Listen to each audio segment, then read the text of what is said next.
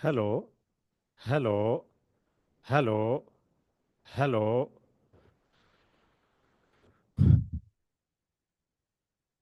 Hello students. तो हम लोग लॉज ऑफ मोशन का डिस्कशन कर रहे थे। लॉज ऑफ मोशन में various types of forces and there effects, जैसे कि हमने नॉर्मल रिएक्शन लिया, नॉर्मल रिएक्शन का डिस्कशन किया, उसमें कुछ क्वेश्चंस लिए थे। उसके बाद हमने टेंशन इन स्ट्रिंग डिस्कस किया। अब इस पर्टिकुलर सेशन में हम लोग स्प्रिंग फोर्स का डिस्कशन करेंगे। Spring force. Spring force. Spring force. देखो, जो एक स्प्रिंग की प्रॉपर्टी है ना, वो हम सबको पता होती है। जैसे अगर हम कोई स्प्रिंग लें, ठीक है, स्प्रिंग को अगर एक्सपेंड करके छोड़ दें हम, तो वो स्प्रिंग वापस अपनी नेचुरल लेंथ पे आ जाता है। नेचुरल लेंथ का मतलब, स्प्रिंग अगर एक पड़ा हुआ है, ठीक है, स्प्रिंग ऐसे हमने एक फ्लोर पे रख दिया, ठीक है, स्प्रिंग ना तो इलोंगेटेड है ना स्प्रिंग कंप्रेस्ड है, ठीक है, स्प्रिंग बस ऐसे छोड़ दिया है, एक सरफेस पे रख के छोड़ दिया है, तो वो जो स्प्रिंग है ना, वो नेचुरल लेंथ में रहेगा। स्प्रिंग जिस कॉन्फ़िगरेशन में होगा या जिस लेंथ में होगा, उसे कहते हैं स्प्रिंग की नेचुरल लेंथ। अब अगर किसी स्प्रिंग को उसकी नेचुरल लेंथ से हम एक्सपेंड करें, यानी बाहर की तरफ खींचें, ठीक है, किसी स्प्रिंग को यूं बाहर की तरफ खींचें, तो वो स्प्रिंग अपनी नेचुरल लेंथ पे आना चाहता है, ठीक है। तो नेचुरल लेंथ पे आने के लिए वो स्प्रिंग क्या करता है? फोर्स एक्सर्ट करता है, ठीक है। स्प्रिंग नेचुरल लेंथ पे आने के लिए फोर्स एक्सर्ट करता है। हमने स्प्रिंग को एक्सपेंड किया, स्प्रिंग एक फोर्स एक्सर्ट करेगा नेचुरल लेंथ पे आने के लिए। और अगर स्प्रिंग को कंप्रेस किया, उस केस में भी स्प्रिंग एक फोर्स एक्सर्ट करता है नेचुरल लेंथ पे आने के लिए। तो स्प्रिंग की हमेशा टेंडेंसी होती है अपनी नेचुरल लेंथ को मेंटेन करने की। और अगर स्प्रिंग को एक्सपेंड या कंप्रेस करें, तो अपनी नेचुरल लेंथ पे आने के लिए स्प्रिंग जो फोर्स एक्सर्ट करता है ना, उसको स्प्रिंग फोर्स कहते हैं, ठीक है। तो कुछ अब इसके फार्मूले लिख रहे हैं। ए spring always tries to maintain its natural length. A spring always tries to maintain its natural length कहने का ये मतलब है कि अगर स्प्रिंग को चाहे हम एक्सपेंड करें या कंप्रेस करें, एक्सपेंड या कंप्रेस करके छोड़ें, वो नेचुरल लेंथ पे वापस आ जाएगा, ठीक है। उसी को ऐसे स्टेटमेंट की फॉर्म में लिख दिया। A spring always tries to maintain its natural length. तो चलो एक इलोंगेटेड स्प्रिंग या कंप्रेस्ड स्प्रिंग की सिचुएशन देख रहे हैं। Spring in natural length. मान लो एक स्प्रिंग है, वो अपनी नेचुरल लेंथ में इस तरीके से उसे शो कर दिया, ठीक है। ये स्प्रिंग अपनी नेचुरल लेंथ में, मतलब स्प्रिंग को हमने रिलीज किया, छोड़ दिया, एक ग्राउंड पे रख के बस छोड़ दिया, तो वो स्प्रिंग इस कॉन्फ़िगरेशन को अटेन कर लेगा। ये स्प्रिंग की नेचुरल लेंथ है। अब मान लो हमने स्प्रिंग को ना, हमने स्प्रिंग के दोनों एंड्स को ऐसे बाहर की तरफ पुल किया, ठीक है, स्प्रिंग के दोनों एंड्स को ऐसे बाहर की तरफ खींचा, उसे कहेंगे इलोंगेटेड स्प्रिंग। इलोंगेटेड या स्ट्रेच्ड स्प्रिंग। इलोंगेटेड या स्ट्रेच्ड स्प्रिंग, ये था spring in natural length. Elongated या स्ट्रेच्ड स्प्रिंग, इस स्प्रिंग के दोनों एंड्स को आउटवर्ड पुल करें तो स्प्रिंग की लेंथ बढ़ जाएगी, ठीक है। तो इलोंगेटेड स्प्रिंग कुछ ऐसा दिखेगा, ठीक है। बड़ा हो गया ना, स्प्रिंग को खींच के यूं बाहर की तरफ पुल कर दिया। टॉपिक का नाम है स्प्रिंग फोर्स। तो स्प्रिंग अपनी इलास्टिक प्रॉपर्टी की वजह से हमेशा नेचुरल लेंथ पे आना चाहता है। तो स्प्रिंग को अगर हमने इलोंगेट किया ना, तो वो दोनों एंड्स को अंदर की तरफ खींचने लगेगा नेचुरल लेंथ पे वापस आने के लिए। तो स्प्रिंग दोनों एंड्स को अंदर की तरफ खींचने लगेगा फोर्स एफ लगा के। इसी फोर्स एफ को स्प्रिंग फोर्स कहते हैं, ठीक है। अच्छा, और चलो एक कंप्रेस्ड स्प्रिंग का केस। Compressed spring. तो देखो, इलोंगेटेड स्प्रिंग इस सिचुएशन से लंबा बनाया, कंप्रेस्ड स्प्रिंग अब नेचुरल लेंथ से छोटा बनाएंगे, तो ये नेचुरल लेंथ है, कंप्रेस्ड स्प्रिंग कुछ ऐसे दिखा दिया। ठीक है। अब कंप्रेस्ड स्प्रिंग भी अपनी नेचुरल लेंथ पे वापस जाना चाहेगा, तो अपनी नेचुरल लेंथ पे वापस जाने के लिए अब वो दोनों एंड्स को ऐसे बाहर की तरफ पुश करेगा। ठीक है। कंप्रेस्ड स्प्रिंग दोनों एंड्स को बाहर की तरफ पुश करता है फोर्स एफ लगा के। ठीक है। तो अब ये अब इसमें देखो, ये जो स्प्रिंग फोर्स है, इसका क्या फार्मूला होता है, इसकी तरफ जा रहा है।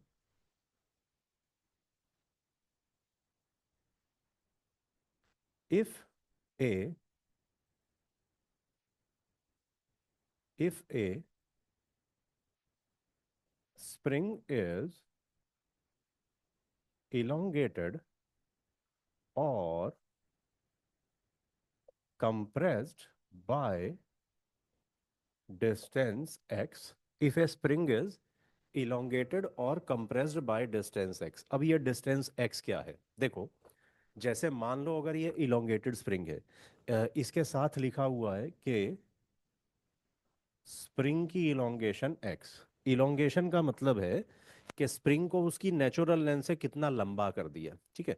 जैसे मान लो स्प्रिंग नेचुरल लेंथ में, मान लो स्प्रिंग की लेंथ 4 सेंटीमीटर थी, 4 सेंटीमीटर एक्सपेंड कर दिया स्प्रिंग को, स्प्रिंग की लेंथ कर दी 5 सेंटीमीटर, तो इलोंगेशन हो जाएगी 5 - 4 = 1 सेंटीमीटर, 1। तो इलोंगेशन एक्स की वैल्यू होगी 1 सेंटीमीटर। इलोंगेशन का मतलब है स्प्रिंग को नेचुरल लेंथ से कितना खींच दिया है बाहर की तरफ, कितना डिस्टेंस बाहर की तरफ खींच दिया है। ठीक है। और अगर इसमें हम लिखें कंप्रेशन एक्स, कंप्रेशन का भी वही मतलब है कि स्प्रिंग को उसकी नेचुरल लेंथ से कितना छोटा कर दिया। ठीक है। तो स्प्रिंग की नेचुरल लेंथ जो भी थी, उससे उसके कंपैरिजन में स्प्रिंग को ऐसे इनवर्ड पुश कर दिया। इनवर्ड पुश कर दिया तो कंप्रेशन एक्स यानी नेचुरल लेंथ माइनस ये वाली लेंथ करके जो आएगा ना, वो होगा कंप्रेशन एक्स।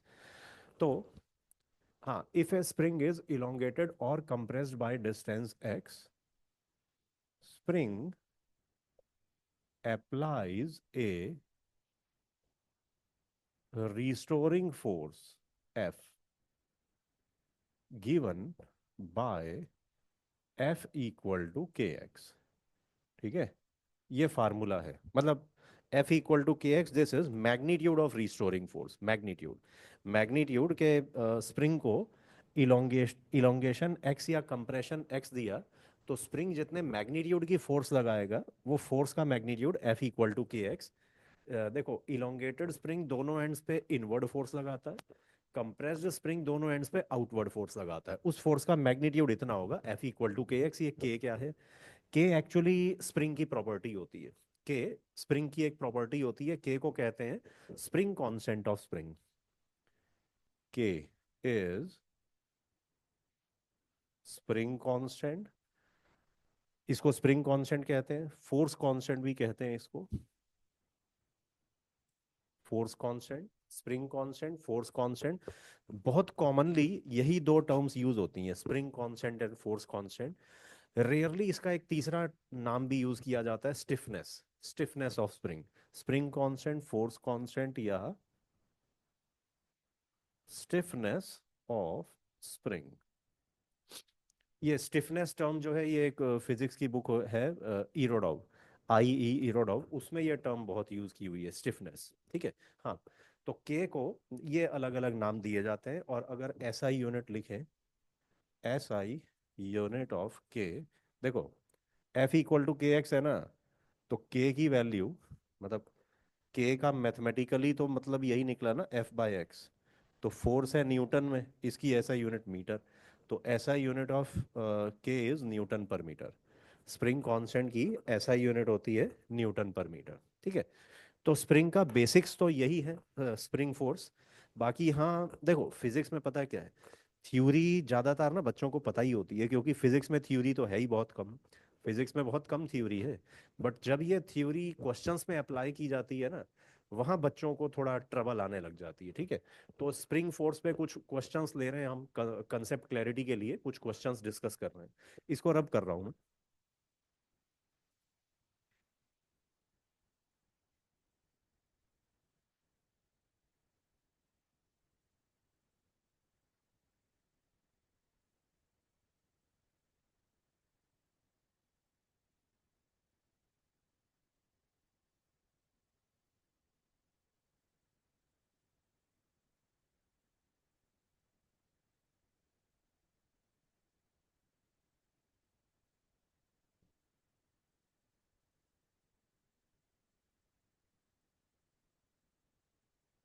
हाँ, क्वेश्चन ले रहे हैं।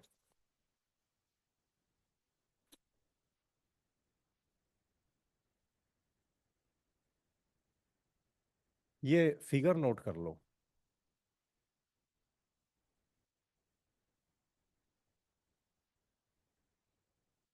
एक ये स्प्रिंग है। स्प्रिंग के साथ लिखा हुआ है के, मतलब स्प्रिंग के साथ जो ये के लिखा होता है ना, इसका मतलब होता है spring constant of the spring. ठीक है। तो ये स्प्रिंग का एक एंड वॉल से अटैच्ड है। ठीक है। एक एंड वॉल से अटैच्ड है और दूसरे एंड को कांस्टेंट फोर्स एफ लगा के पुल कर रहा है। This is case one. और एक है दूसरा केस टू। केस टू में क्या है, सेम स्प्रिंग है। सेम स्प्रिंग है। दोनों तरफ फोर्स लगा रहा है। ठीक है। मतलब ऊपर वाले केस में एक तरफ फोर्स लगा रहे हैं, नीचे वाले केस में दोनों तरफ फोर्स लगा रहे हैं।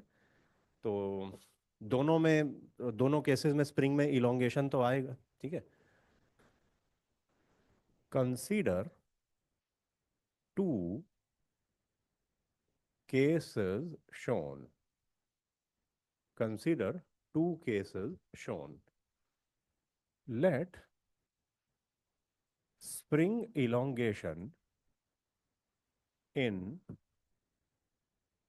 case 1 is x1 and elongation in case 2 is x2.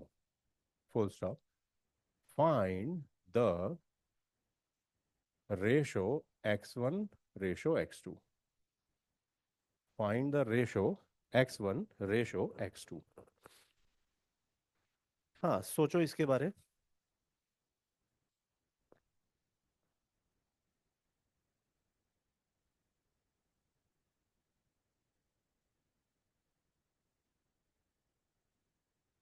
हाँ, तो ऐसे केस में थोड़ा मैं टाइम तो देता हूँ बच्चों को सोचने का क्लास में। आंसर्स निकालते हैं बच्चे, बताते हैं। ठीक है, सबका आंसर सुनते हैं, क्या क्या आंसर निकाला। तो ऐसे क्वेश्चन में ना कई बार बच्चों से गलती होती है। ठीक है। जैसे मोस्ट कॉमन एरर जो है ना, मोस्ट कॉमन एरर वो ये है कि इस केस में तो स्प्रिंग के एक एंड पे फोर्स लग रही है, मगर इस केस में ना स्प्रिंग के दोनों एंड पे फोर्स लग रही है। तो जब दोनों एंड पे फोर्स लग रही है तो इस केस में तो कुछ डबल इफेक्ट क्रिएट हो जाएगा। ठीक है। क्योंकि स्प्रिंग के अगर एक एंड पे फोर्स लगा के इलोंगेशन x1 आई, दोनों एंड्स पे फोर्स लगा के तो फिर इलोंगेशन जो आएगी वो डबल आ जाएगी, क्योंकि दोनों एंड्स को फोर्स से खींच रहे हैं, यहाँ तो एक एंड को फोर्स से खींच रहे हैं।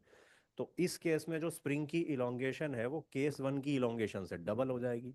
तो अगर हम सोचें तो आंसर ज्यादातर केसेस में बच्चे जो है आंसर x1 रेशो x2 1:2 दे देते हैं कि यहाँ पे इलोंगेशन केस वन की इलोंगेशन के डबल है, मगर ऐसा कुछ नहीं है। दोनों में स्प्रिंग की इलोंगेशन सेम आती है। आंसर जो है ना, आंसर ये है x1 ratio x2 equal to 1। In both cases elongation of spring is equal. उसका ना रीजन ये है, देखो, कभी भी किसी स्प्रिंग को ना सिर्फ एक एंड से खींचा ही नहीं जा सकता है, नहीं खींच सकते हैं। सिर्फ एक एंड से खींच ही नहीं सकते हैं। एक्चुअली वॉल भी स्प्रिंग पे एक फोर्स लगा देगी। ठीक है, वॉल लगा देगी स्प्रिंग पे एक फोर्स। क्योंकि आप ये देखो, या पहले मैं लिख दूं, पहले जो इस क्वेश्चन का जो मेन जो इसका समरी है वो लिख देता हूं। आंसर लिख लेते हैं, फिर थोड़ा सा एक्सप्लेनेशन में चले जाएंगे। In both cases spring will expand by equal amount,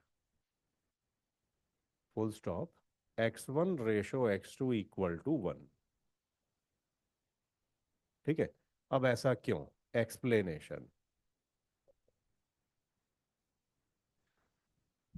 basically ये दिखने में लग रहा है, दिखने में लग रहा है कि ऊपर वाले केस में स्प्रिंग के सिर्फ एक एंड पे फोर्स लग रही है, नीचे दोनों एंड पे फोर्स लग रही।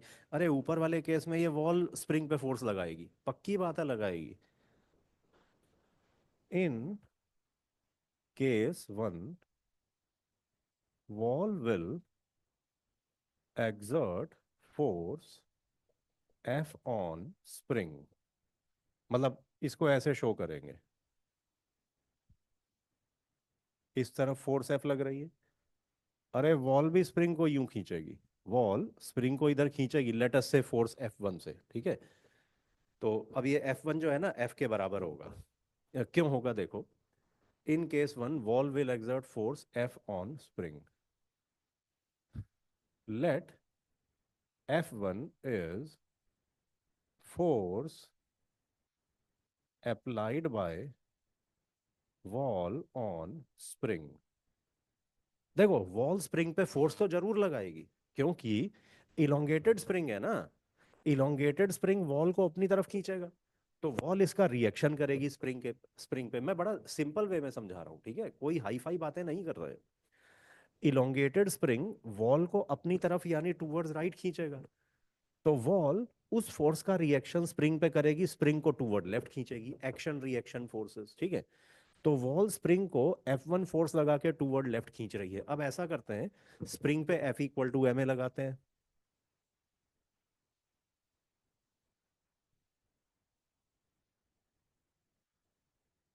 और spring F net equal to M A. एक साइड स्प्रिंग पे फोर्स लग रही है F, दूसरी तरफ लग रही है स्प्रिंग पे फोर्स F1। ये स्प्रिंग का मास कितना ले, मास तो दिया ही नहीं है ना। स्प्रिंग का मास क्या लेंगे, बेसिकली हमारे सिलेबस में है आइडियल स्प्रिंग्स। हमारे सिलेबस में आइडियल स्प्रिंग्स है जिनका मास जीरो लिया जाता है, ठीक है। तो यहाँ स्प्रिंग का मास लेंगे जीरो। एक्सेलरेशन कुछ हो या ना हो, मतलब एक्सेलरेशन चाहे जीरो हो या नॉन जीरो हो, साथ में जीरो से मल्टीप्लाई हो गया ना, ये प्रोडक्ट जीरो हो जाएगा। ये ना मैं इधर ये आइडियल स्प्रिंग वाली बात लिख रहा हूँ। आइडियल स्प्रिंग, ए स्प्रिंग हैविंग जीरो मास, ठीक है। आइडियल स्प्रिंग, ए स्प्रिंग हैविंग जीरो मास। अच्छा, तो ये तो आ गया F इक्वल टू F1, ठीक है। तो जब F इक्वल टू F1 है तो केस वन और केस टू तो आइडेंटिकल हो गए, ठीक है। मतलब केस वन में ये वॉल स्प्रिंग को फोर्स F लगा के खींच रही है, तो स्प्रिंग के दोनों एंड्स फोर्स F से खींचे जा रहे हैं। तो केस टू में भी तो स्प्रिंग के दोनों एंड्स फोर्स F से खींचे जा रहे हैं, एक ही सिचुएशन हो गई है तो। Hence case one and case one and case two are identical. तो x1 रेशो x2 1 आ जाएगा, ठीक है। x1 ratio x2 1। और अगर चलो एक और बात के स्प्रिंग में अगर इलोंगेशन निकालनी होती कि चलो ठीक है x1 इक्वल टू x2 है, बट स्प्रिंग में इलोंगेशन कितनी है दोनों केसेस में, वो निकालते हैं जरा।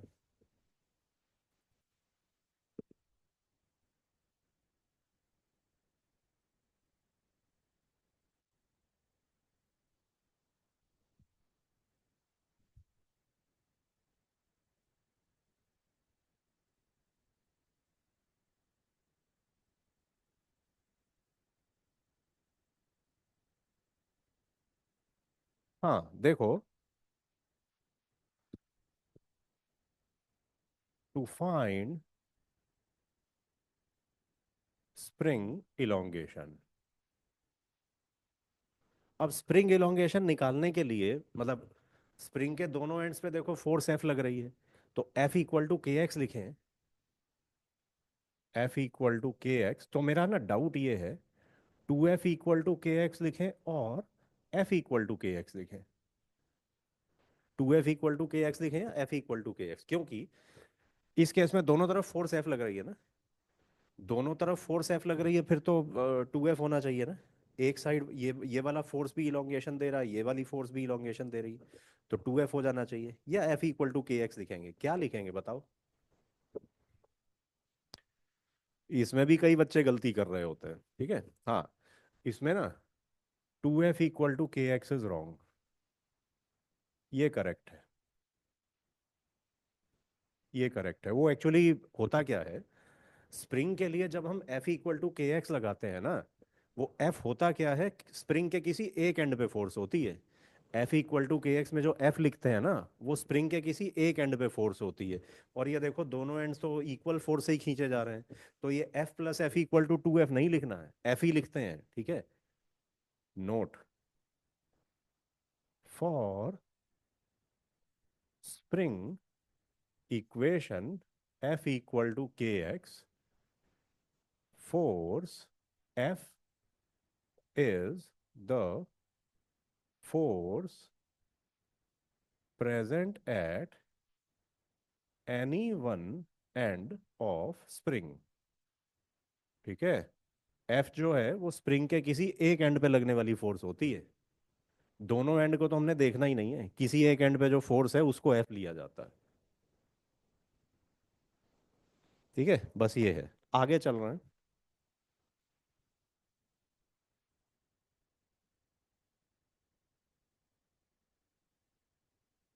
रब कर रहा हूं ये।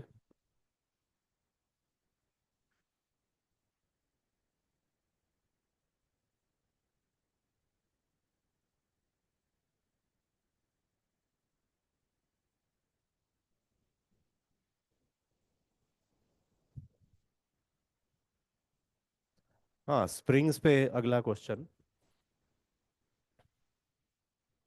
ये ऐसे एक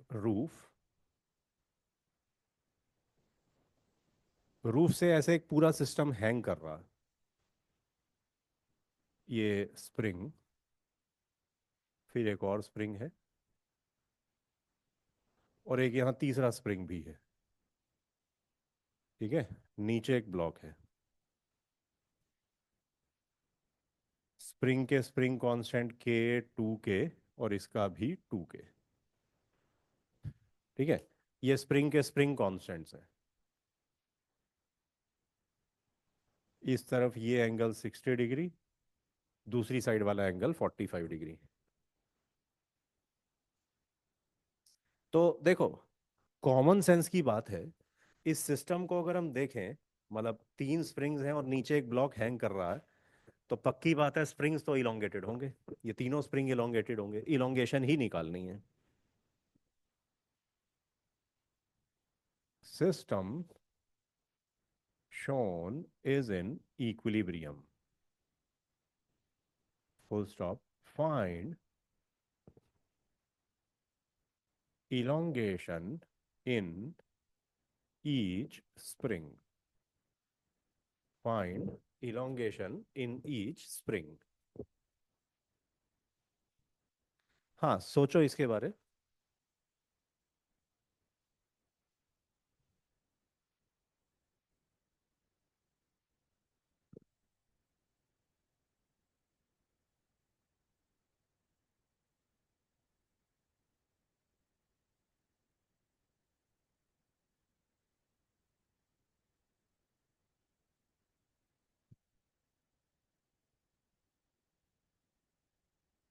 देखो, ऐसे केस में कुछ इलोंगेशन मान लेते हैं।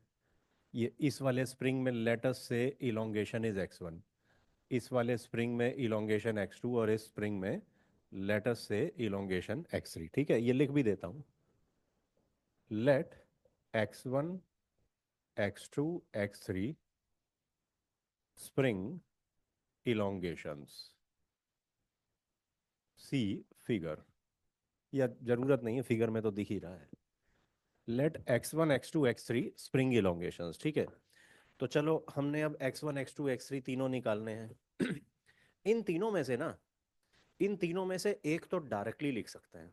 इन तीनों में से किसी एक, मतलब आ, किसी एक के लिए तो डायरेक्टली लिख सकते हैं। वो कितना होगा, बाकी दो के लिए कुछ कैलकुलेशंस करते रहेंगे। ठीक है। इन तीनों में से x1, x2, x3, इसमें से डायरेक्टली किसकी वैल्यू लिख सकते हैं? बच्चे बता देते हैं इसका आंसर। डायरेक्टली वैल्यू लिख सकते हैं x3 की, क्योंकि देखो, ये वाले स्प्रिंग के नीचे तो डायरेक्टली ये ब्लॉक हैंग कर रहा है ना। इस स्प्रिंग को किसने एक्सपेंड किया है? इसी ब्लॉक ने तो एक्सपेंड किया है। तो इस ब्लॉक के वेट की वजह से ये स्प्रिंग एक्सपेंड हो रखा है। तो इस स्प्रिंग की जो फोर्स है 2 के x3, ठीक है, के एक्स लिखते हैं ना स्प्रिंग के लिए, इसके लिए 2 के x3 हो जाएगा। वो वेट के बराबर ही तो होगा। इसके वेट नहीं तो इसमें फोर्स जनरेट की हुई है सारी। ठीक है। तो x3 तो क्लियर ऑब्वियसली लिखा जा सकता है। क्लियरली फॉर लोअर स्प्रिंग, उसका जो स्प्रिंग फोर्स है mg के बराबर। ठीक है। तो उसकी तो इलोंगेशन आ गई mg/2 के। तो चलो तीन में से किसी एक स्प्रिंग की इलोंगेशन आ गई। अब बाकी दो की सोचनी है। बाकी दो स्प्रिंग्स में से एक की x1 है, दूसरे की x2 है। तो फिर जैसा कि हमें पता है, स्प्रिंग्स तो तीनों इलोंगेटेड हैं, ठीक है। तीनों स्प्रिंग्स इलोंगेटेड स्टेट में है। इलोंगेटेड स्प्रिंग दोनों एंड्स को अंदर की तरफ खींचता है। तो ये स्प्रिंग इलोंगेटेड है, दोनों एंड्स को अंदर की तरफ खींचेगा। फोर्स कितनी लगाएगा? 2k x2, ठीक है। ये स्प्रिंग भी दोनों एंड्स को अंदर की तरफ खींचेगा। ये स्प्रिंग कितनी फोर्स लगाएगा? k x1, ठीक है। तो अब हमने x1 और x2 की वैल्यू निकालनी है। ये सिचुएशन हमारे लिए नई नहीं है, ये कोई नई बात नहीं है, हम पीछे कर चुके हैं। लॉज ऑफ मोशन में जो पिछला डिस्कशन हुआ उसमें ये सब हम कर चुके हैं। देखो, ये जो पॉइंट है ना, जहाँ तीनों स्प्रिंग जुड़े हुए हैं, जहाँ तीनों स्प्रिंग कनेक्टेड हैं, ये पॉइंट इक्विलिब्रियम में है। इस पॉइंट के इक्विलिब्रियम को चेक करके ना, इस पॉइंट के इक्विलिब्रियम को चेक करके x1 और x2 आ जाएगा, इनकी वैल्यू निकल जाएगी। देखो, ये पॉइंट इक्विलिब्रियम में है, और हमने जो क्लास में डिस्कस कर रखा है, अगर कोई ऑब्जेक्ट इक्विलिब्रियम में है, मतलब ये इस पूरे प्लेन में इक्विलिब्रियम में है ना, पूरे प्लेन में इक्विलिब्रियम में, लेफ्ट राइट ऊपर नीचे कहीं नहीं जा रहा है। तो कोई भी ऑब्जेक्ट अगर एक प्लेन में इक्विलिब्रियम में हो ना, तो it is sufficient to check for equilibrium along two mutually perpendicular directions, ठीक है। तो सबसे सिंपल चेक करने का तरीका यहाँ ये है, एक बार equilibrium along x axis check कर लेंगे, और एक बार इक्विलिब्रियम अलोंग वाई एक्सिस, यानी कि equilibrium along horizontal and equilibrium along vertical, वो चेक कर लेंगे, ठीक है। तो वो फिर अब हम आगे प्रोसीड करते हैं। At junction of three springs, junction मतलब जहां तीनों जुड़े हुए हैं, अलोंग हॉरिजॉन्टल, हॉरिजॉन्टल डायरेक्शन में वो हम डिस्कस कर चुके हैं, वेक्टर्स के कंपोनेंट्स लेते हैं ना।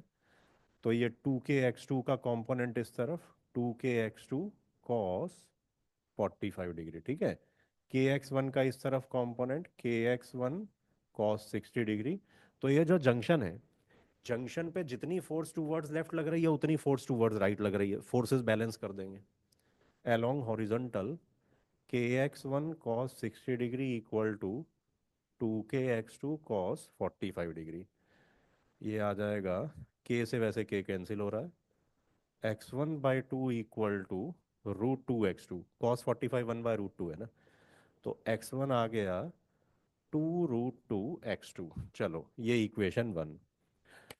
तो x1 और x2 में एक इक्वेशन तो आ गई, ठीक है। x1 और x2 में एक इक्वेशन आ गई, मगर वेरिएबल तो दो हैं, x1 और x2 दो वेरिएबल हैं। तो दो वेरिएबल्स का आंसर निकालना है तो दो इक्वेशन तो हमें चाहिए होती हैं। एक इक्वेशन अलोंग हॉरिजॉन्टल आ गई, दूसरी इक्वेशन अलोंग वर्टिकल ही तो आएगी। वर्टिकल डायरेक्शन में फोर्सेस बैलेंस कर देंगे ऐसे।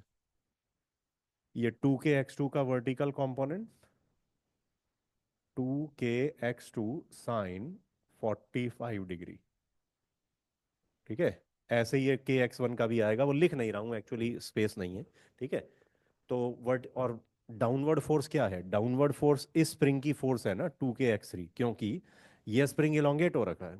ये स्प्रिंग इलोंगेट हो रखा है, इलोंगेटेड स्प्रिंग दोनों एंड्स को अंदर की तरफ खींचता है। तो ये स्प्रिंग दोनों एंड्स को अंदर खींचेगा, ऊपर वाले ये जो जंक्शन है उसको डाउनवर्ड खींचेगा, डाउनवर्ड खींचेगा, और वो फोर्स तो mg के बराबर ही है ना। नीचे जो वेट हैंग कर रहा है वो mg ही तो है। तो अलोंग वर्टिकल इक्वेशन लिखेंगे,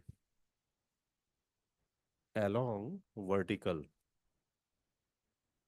अपवर्ड फोर्स कितनी है? अपवर्ड फोर्स है 2k x2 sine 45 degree plus kx1 sine 60 degree, kx1 sine 60 degree, ठीक है। और it is equal to downward force 2k x3, जो कि mg के इक्वल है। mg लिख देते हैं, चलो। ये क्वेश्चन ना सॉल्व हो चुका है लगभग। √2k x2 plus √3k x1/2 is equal to mg। अब देखो, फर्स्ट इक्वेशन से हमें पता है x1 in terms of x2, put x1 is equal to 2√2 x2। ये x1 की वैल्यू 2√2 x2 पुट की, तो इससे अब x2 तो आ गया, ठीक है। x2 की वैल्यू आ गई। अब x2 की वैल्यू यहाँ पुट करेंगे तो x1 भी आ गया, बस यही तो करना था। x1 निकल गया, x2 निकल गया, और x3 तो ऊपर ही आ गया था। ठीक है, बस ये क्वेश्चन इस तरीके से सॉल्व हो जाएगा। आगे चल रहे हैं इसके बाद। ये इसको रब कर रहा हूँ मैं।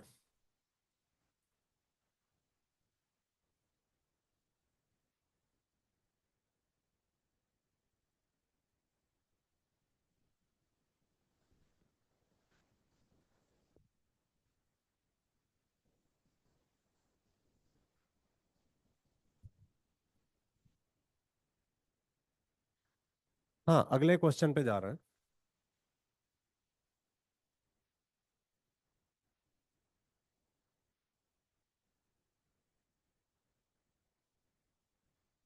ये स्प्रिंग, स्प्रिंग के साथ एक ब्लॉक, फिर उसके नीचे ना एक स्ट्रिंग है, स्ट्रिंग, धागा, थ्रेड है।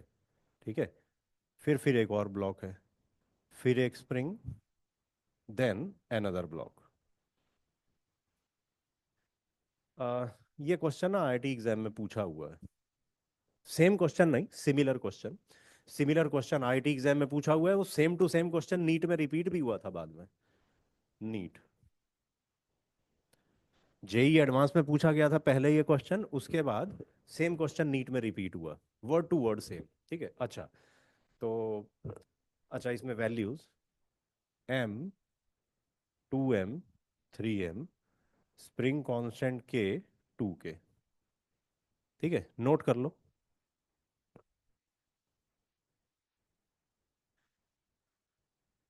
ये ब्लॉक, ये सॉरी, ये स्ट्रिंग ए बी।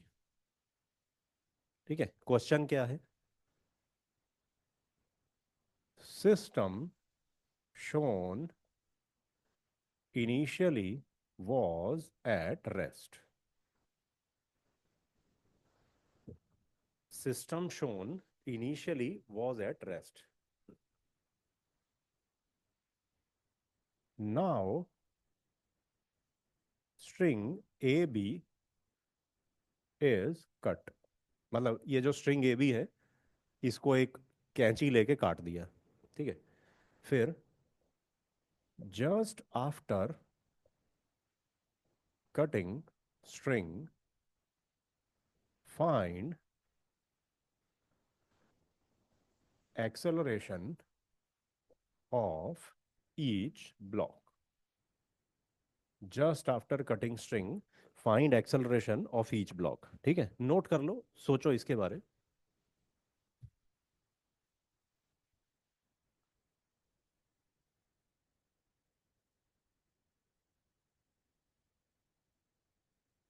हाँ, इसके बारे सोचो, मैं आ रहा हूँ 1 मिनट में।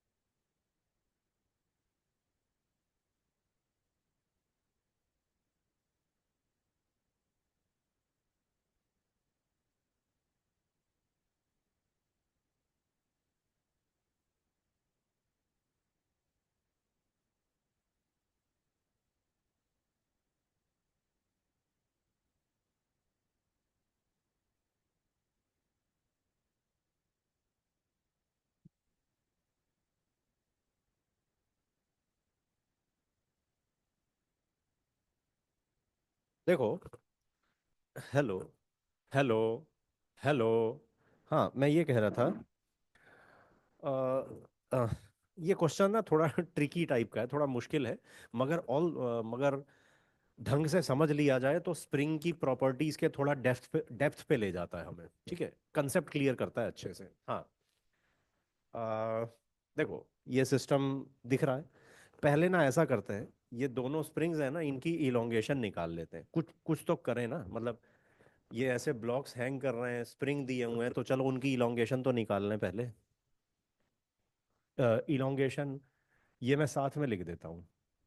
ऊपर वाले स्प्रिंग की इनिशियल इलोंगेशन x1, नीचे वाले स्प्रिंग की इलोंगेशन x2। ठीक है, late initial इलोंगेशंस x1 and x2। तो x2 अगर निकालें, x2 जैसा कि हमने पिछले क्वेश्चन में भी किया था, इस स्प्रिंग में जो इलोंगेशन है वो क्यों है? नीचे वाले मास की वजह से है। मतलब इस स्प्रिंग का अगर के एक्स हम लिखें, इस स्प्रिंग का के एक्स लिखें, उसे 3 mg के इक्वल करेंगे, क्योंकि एक स्प्रिंग जब इलोंगेट होता है वो नीचे वाले मास की वजह से इलोंगेट होता है। ऐसा नहीं सोचना है कि इसके इलोंगेशन में ना ऊपर वाला मास भी रोल प्ले करेगा। अरे ऊपर वाले मास को इसको कैसे इलोंगेट करेगा? ऊपर वाले मास को तो ये स्ट्रिंग ने उठा रखा है, ऊपर स्प्रिंग ने उठा रखा है, सबने, ऊपर वालों ने इसे उठा रखा है, ठीक है। ये 2m जो है नीचे वाले स्प्रिंग की इलोंगेशन में कोई लेना देना नहीं है उसका। नीचे वाली स्प्रिंग जो इलोंगेशन हो रही है ना नीचे वाले स्प्रिंग की, वो इस मास के वेट की वजह से हो रही है। 3 mg की वजह से इस स्प्रिंग की इलोंगेशन हो रही है, ठीक है। तो चलो नीचे वाले स्प्रिंग के लिए लिखते हैं, 2k x2 is equal to 3 mg, ठीक है। इस स्प्रिंग का जो स्प्रिंग फोर्स है वो नीचे वाले वेट के बराबर। चलो x2 आ गया 3 mg/2k। फिर फॉर अपर स्प्रिंग, ऊपर वाले स्प्रिंग का जो kx1 है, जो फोर्स है उसमें स्प्रिंग फोर्स kx1, वो कहाँ से आई?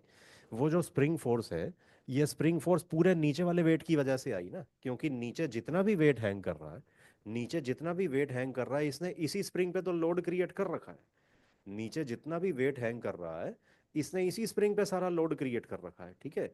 तो ये जो कंप्लीट वेट होगा ना, इस वेट को हम लिख देंगे इस स्प्रिंग का kx। तो kx1 होगा कितना? ये है m plus 2m 3m plus 3m 6m। तो ये kx1 हो जाएगा 6 mg के बराबर, ठीक है। तो यानी कि ऊपर वाले स्प्रिंग की इलोंगेशन आई 6 mg/k,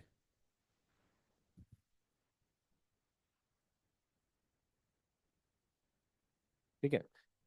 तो चलो, अब ये x1 और x2 निकाल लिए, मगर हमारा पर्पस कुछ और था।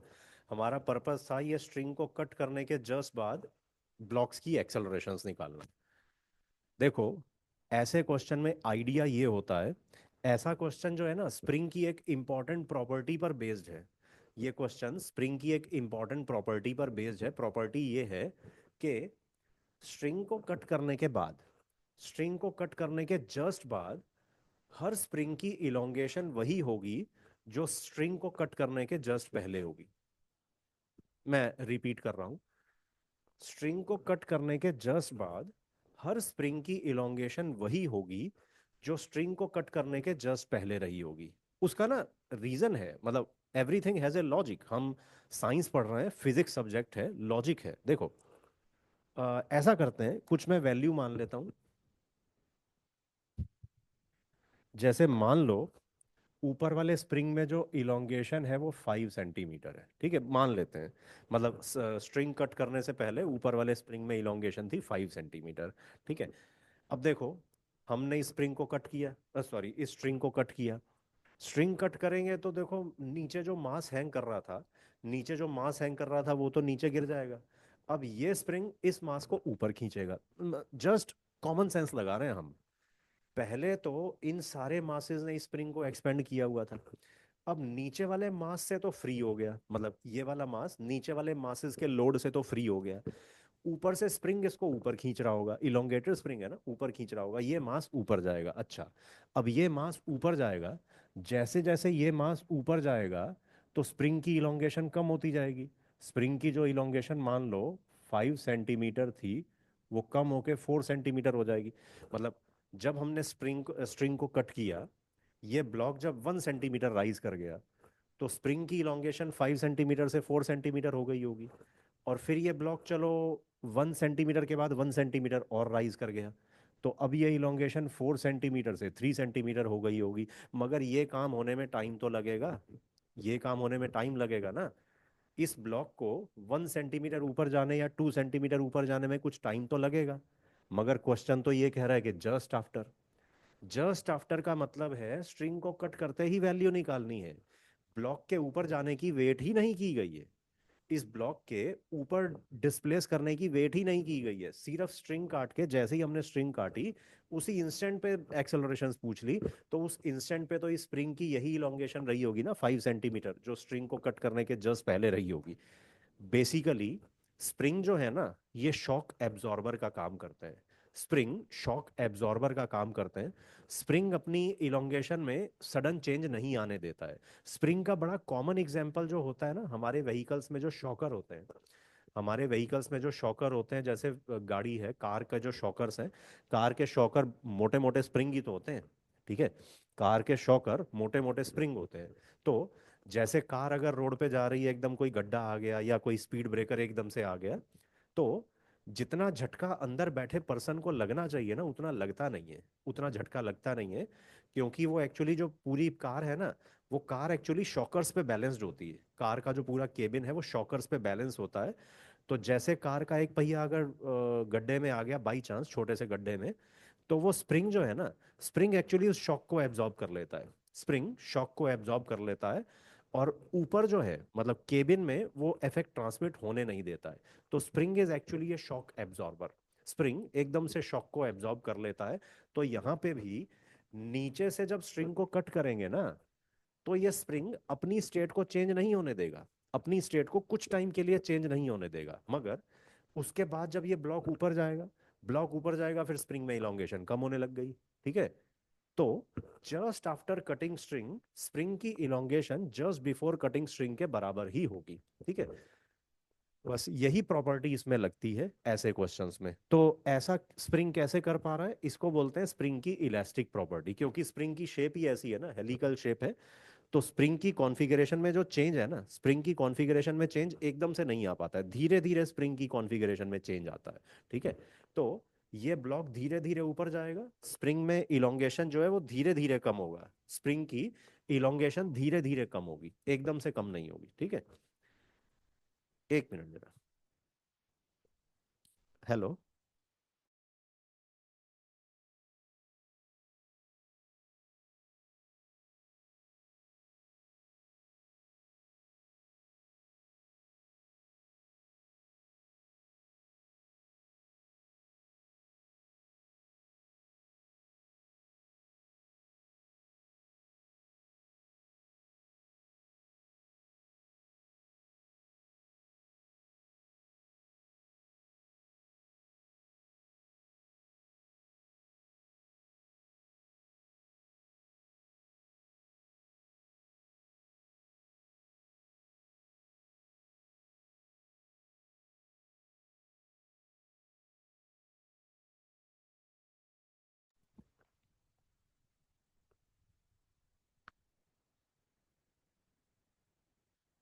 हाँ, तो मेन बात तो आपको समझ में आ गई होगी कि स्प्रिंग जो है, स्प्रिंग अपनी स्टेट को सडन चेंज नहीं होने देता है अपनी इलास्टिक प्रॉपर्टी की वजह से। ठीक है, वो चीज़ें मैं लिख रहा हूँ अब।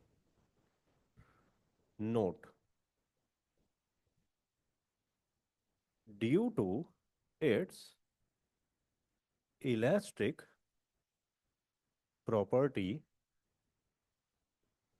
Spring opposes any sudden change in its state of elongation or compression। ठीक है, hence elongation in each spring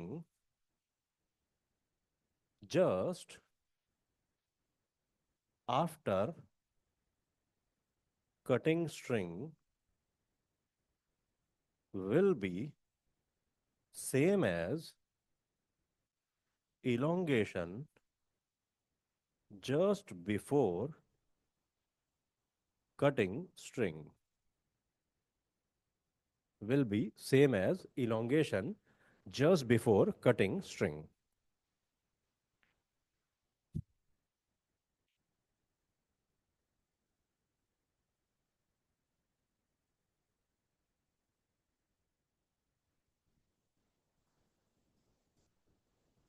हाँ, अब आगे, अब वैसे ज़्यादा इस क्वेश्चन में जो मेन एफर्ट्स वाला काम था ना वो हो चुका है, अब तो सिर्फ इक्वेशंस लिख के वैल्यूज निकालनी है।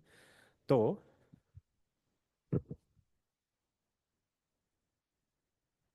अब ये वाले स्प्रिंग को कट कर दिया, ठीक है। तो अब क्या करेंगे हम, हर ब्लॉक का ना, हर ब्लॉक के लिए F net equal to M A लिख देंगे। उसके लिए इजीली उस काम को करने के लिए हर ब्लॉक का एफ बी डी बना लेते हैं, free body diagram, it will be easy to find answers. हाँ, फॉर मास एम,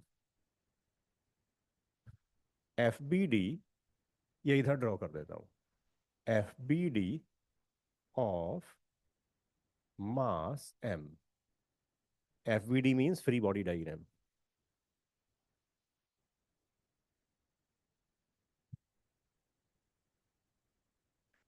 हाँ, देखो, मास एम, और ऊपर की तरफ इस पे फोर्स लग रही है के एक्स वन, और वो एक्स वन की वैल्यू थी 6 mg/k, ठीक है, तो ये तो 6 mg हो गई।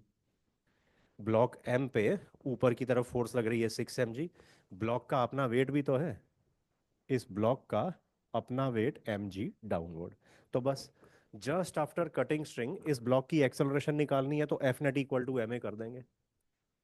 F net equal to M A, इस पे नेट फोर्स कितनी, ऊपर की तरफ देखो 6 mg, डाउनवर्ड फोर्स इस पे इसका अपना वेट mg। अच्छा, स्ट्रिंग में टेंशन कुछ नहीं है, टेंशन के बारे नहीं सोचना है। स्ट्रिंग कट गई है, स्ट्रिंग कट गई है, स्ट्रिंग अब एग्जिस्ट ही नहीं कर रही है, तो उसके टेंशन का तो सवाल ही पैदा नहीं होता है। Is equal to M into A, तो इसकी एक्सेलरेशन आ गई 5g अपवर्ड, अपवर्ड, क्योंकि ऊपर की तरफ फोर्स ज्यादा है ना, तो इसकी एक्सेलरेशन 5g अपवर्ड आ गई, ठीक है। फॉर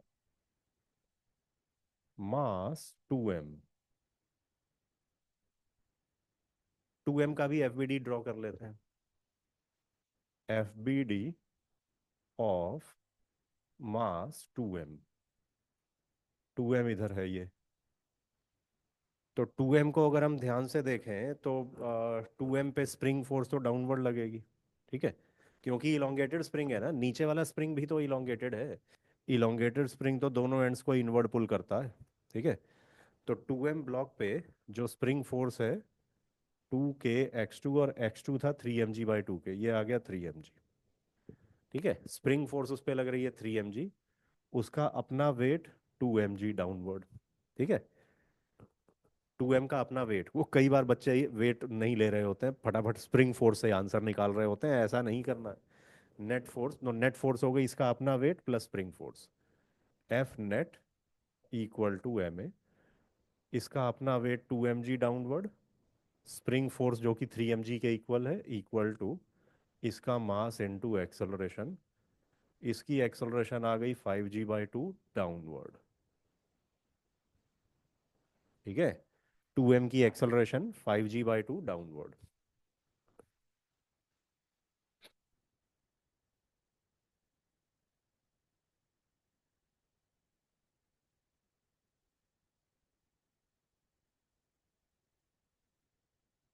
और for mass 3m, for mass 3m, F B D of 3m, free body diagram में ब्लॉक ऑफ मास 3m, ठीक है, ये स्प्रिंग इलोंगेटेड है, स्प्रिंग इलोंगेटेड, इलोंगेटेड स्प्रिंग अपनी फोर्स एक्सर्ट करेगा ऊपर की तरफ 2k x2, और इसमें इलोंगेशन थी 3 mg/2k, इलोंगेशन 3 mg/2k थी, ये आ गया 3 mg, ठीक है, 3 mg। और ये जो ब्लॉक है ना, इसका वेट भी तो है नीचे 3 mg, बस इस ब्लॉक पे F net equal to M A लगा देते हैं। For mass 3m, F net equal to M A, तो इस पे अपवर्ड फोर्स कितनी है 3 mg, और डाउनवर्ड फोर्स जो इसका अपना वेट है वो भी 3 mg, इसका मास है 3m, हमने ये देखा इसकी एक्सेलरेशन तो जीरो ही आ गई। Just after cutting string, just after cutting string जो सबसे नीचे वाला ब्लॉक है ना, उसकी एक्सेलरेशन है जीरो, ठीक है। तो बस ये आंसर है। क्वेश्चन अच्छे लेवल का है ये। मतलब इस टाइप का क्वेश्चन अगर आप ढंग से करना सीख लो तो इसका मतलब है थोड़ा फिजिक्स जो है ठीक ठाक पोजीशन पे चल रही है। ठीक है, चलो तो अभी तो मैं यहीं पे ओवर कर रहा हूँ। तो बाकी और नेक्स्ट सेशंस में कंटिन्यू करेंगे। ठीक है, okay, have a nice day, bye.